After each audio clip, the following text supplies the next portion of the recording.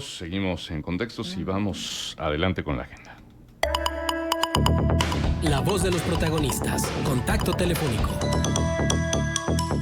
No, siempre los lunes amanecemos con mucho por platicar en el entorno internacional también. Y qué bueno que contamos con Arturo González, periodista y analista global con perspectiva histórica, precisamente para revisar todo ello. ¿Cómo estás, Arturo? Muy buenos días. Muy buenos días, Manuel. Buenos días a Marcela, Astorga y a todo el auditorio. Encantado de estar con ustedes. ¿Cómo están? Bien, gracias. Muy ¿Tú? bien.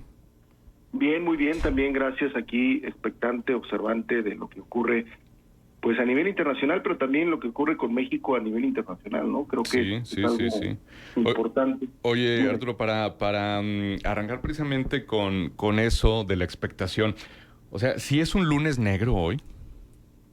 Pues mira, los mercados así lo están reportando, ¿no? Es el término de lunes negro, martes negro, dependiendo del día de la semana que sea, se refiere a cuando el nerviosismo es tal en los mercados que pues los inversores deciden dejar de invertir y pues moverse a activos más seguros.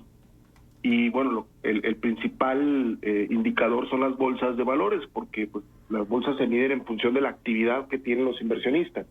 En el momento en el que frenan esa actividad, pues vemos cómo se va desplomando estos indicadores, ¿no? Y es lo que está ocurriendo en varias bolsas del mundo. Pues tiene que ver pues con los resultados económicos de Estados Unidos, que parecen que no son halagüeños a estas alturas. El freno en la creación de empleo, los nubarrones que no se han logrado disipar de una posible recesión económica luego de varios años de crecimiento, digamos, sostenido de Estados Unidos después de la pandemia.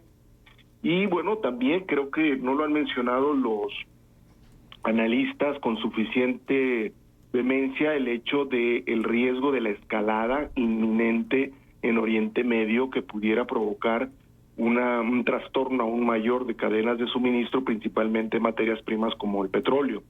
Lo que estamos observando en estos días en Oriente Medio, pues es la expectación del posible ataque de Irán y el eje de la resistencia a Israel, un ataque que se ha anunciado va a ser coordinado.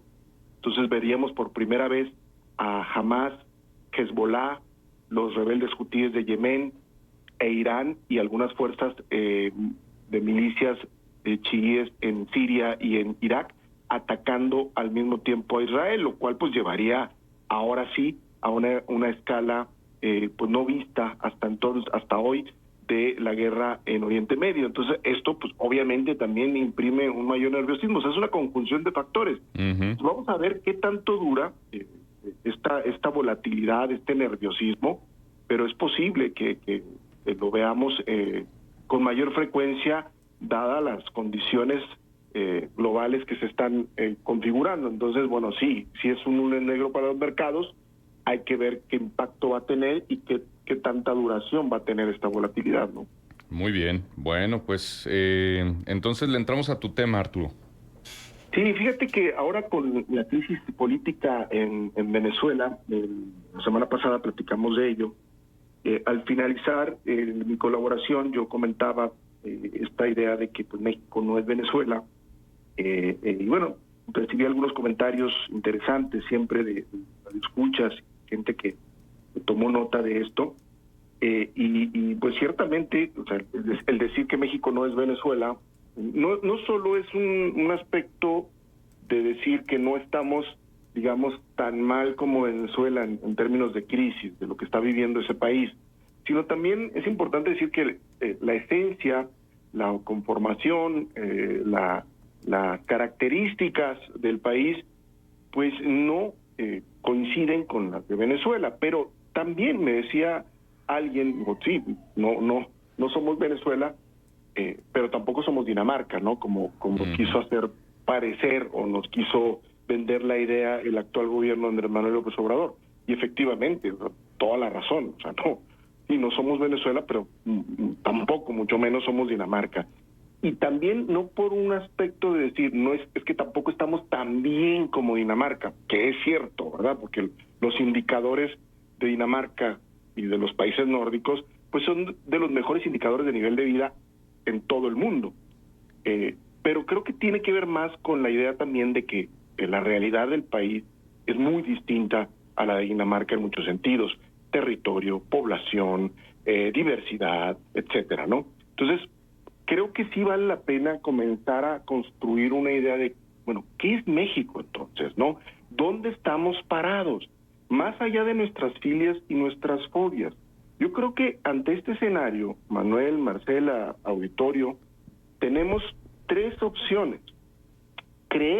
Número uno, creer que México va hacia el desastre irremediablemente, que es un país que va hacia el abismo, que cada vez está peor, que no tiene remedio y que va a irse al abismo, ¿no?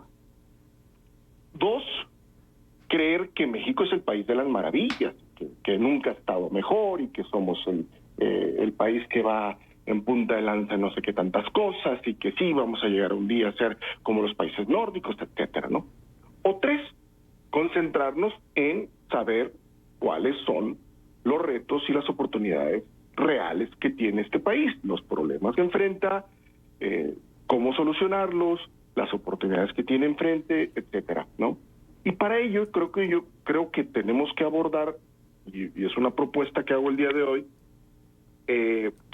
la realidad del país también dentro del contexto internacional, dentro del contexto global, y darnos cuenta de una cosa que parece que no somos muy conscientes de ello, se nos olvida muy fácil, que es que México como país pesa en el mundo más de lo que nosotros creemos.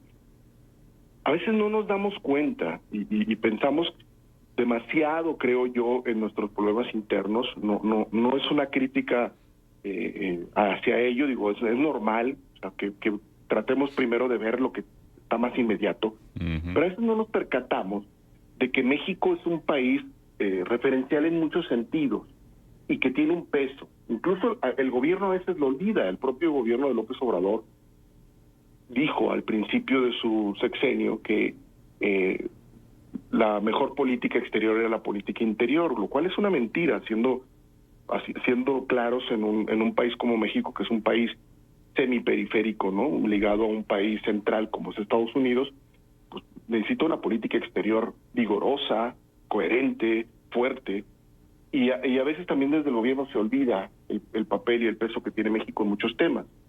Voy a citar rápidamente algunas dimensiones que me parecen importantes. Por ejemplo, ¿por qué México pesa más de lo que creemos en el mundo? Primero, México tiene un pie en el norte y otro en el centro. ¿Qué quiere decir esto? Bueno, que somos un país norteamericano, geográficamente, pero también somos un país centroamericano y estamos muy conectados con la realidad del resto del continente, ¿no? Somos un país de frontera, un país de transición entre una región y otra, con todo lo que eso implica, ¿no? O sea, es decir, tenemos características que nos vinculan con el primer mundo, entre comillas, pero también conservamos todavía características del mundo subdesarrollado que está en vías de desarrollo, ¿no? Y esto pues, nos coloca en una posición importante, porque no cualquier país tiene estas condiciones, ¿no?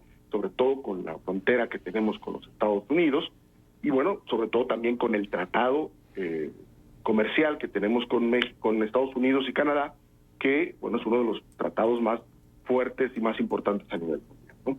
Otra dimensión importante es que México es, y luego no nos damos cuenta de ello, o no queremos reconocerlo, es la primera potencia hispanoamericana. No solo por el número de habitantes, somos 130 millones, no hay otro país en el mundo que habla el castellano o habla española con ese número de habitantes. Eso ya nos da un primer punto de referencia que tenemos que considerar. Pero hay otro punto importante, que es que México ya es hoy la economía más grande del mundo hispanoparlante.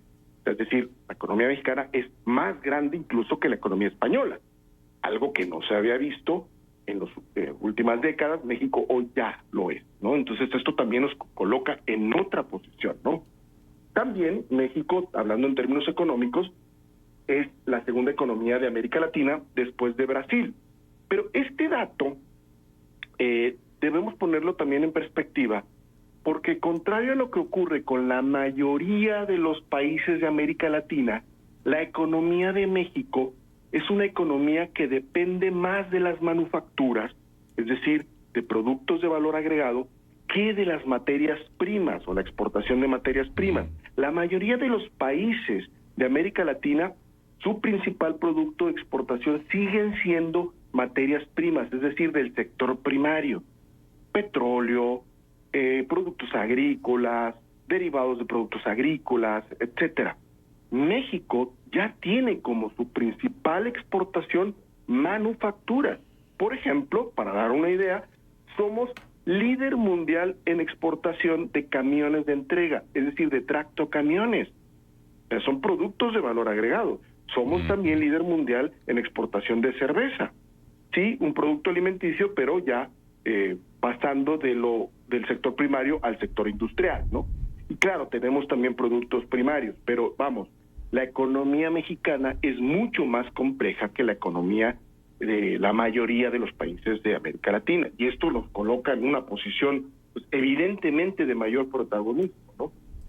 Un aspecto también geográfico, geopolítico, geoeconómico es que México es de los pocos países que tiene amplios litorales con los principales océanos del mundo. ¿Cuáles son los principales océanos del mundo? El Pacífico y el Atlántico. La gran mayoría del comercio a nivel mundial ocurre en estos dos océanos. México tiene acceso privilegiado a los dos, con la posibilidad incluso de unirlos a través del corredor interoceánico que se está construyendo actualmente en el Istmo de Tehuantepec, lo cual nos pone también en una posición de privilegio en medio del comercio global y de la relocalización de las cadenas de producción. Y bueno, otra dimensión que no podemos obviar, porque va a durar por lo menos otros 6 años, es que México es un gobierno pues con tendencia tiene un gobierno con tendencia de izquierda.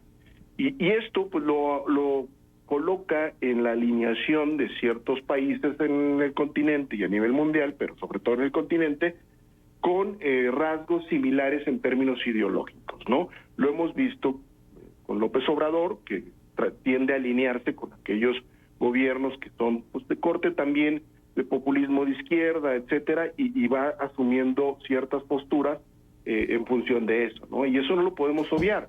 Esto puede ser muy bueno, pero también puede ser malo. Si nuestra política exterior depende del sesgo ideológico, híjole, nos va a limitar mucho, ¿no?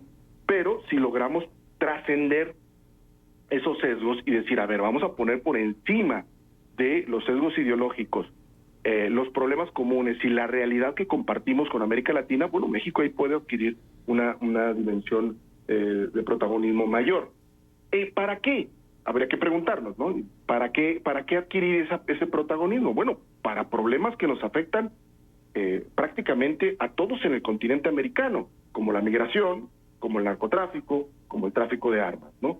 En esos 3 temas, México puede colocarse de cara al cambio de gobierno como punta de lanza. ¿Por qué? Porque vive buena parte problemas derivados de esos 3, política interna, pero también esos problemas están vinculados con todas las dinámicas del continente, ¿no? Y el papel que juega México como conexión entre el sur de América y el norte. Entonces, yo creo que ahí debemos también centrar la atención en función de la agenda que se puede construir de cara al próximo gobierno.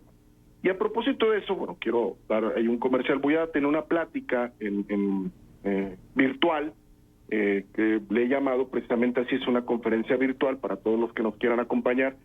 Ni Venezuela, ni Dinamarca, México. Es México después de las elecciones. Vamos a analizar en esa conferencia la realidad que debe ocuparnos y preocuparnos de México, más allá de los sesgos ideológicos, tratar de desentrañar cuáles son esos retos y esas oportunidades, ¿no? Quien esté interesado en registrarse y participar en esta conferencia virtual, pues le agradecería que me mandara un correo a gonzalez@grupo.net o que me contactara directamente en LinkedIn, Arturo González González. Y se nos cortó. Uy, se nos cortó. Bueno, nos quedamos con esos 2 puntos de contacto. O si no, cuéntenos y nosotros le reenviamos a Arturo el interés que ustedes tengan de acompañarlo en esa conferencia, que seguramente será muy bien dictada, como todo lo que hace Arturo. Cómo no, va a estar muy buena. Y sí, precisamente esto fue un adelanto, ¿no? Y por